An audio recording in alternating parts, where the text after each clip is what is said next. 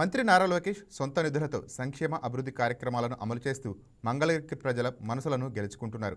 మంగళగిరిలోని బాప్టిస్టుపేట సంఘం సమాధుల తోటలో పలు అభివృద్ధి పనులకు మంత్రి నారా లోకేష్ తన సొంత నిధులను కేటాయించారు.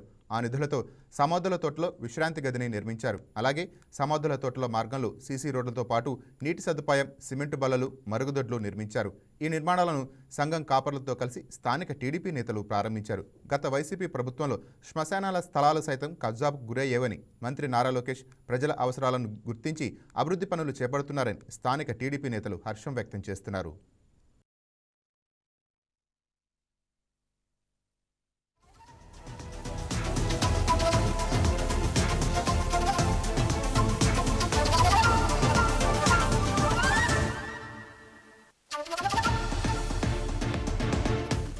ఈ వీడియో మీకు నచ్చినట్లయితే లైక్ చేయండి, షేర్ చేయండి, మా ఛానల్కి సబ్స్క్రైబ్ చేయండి.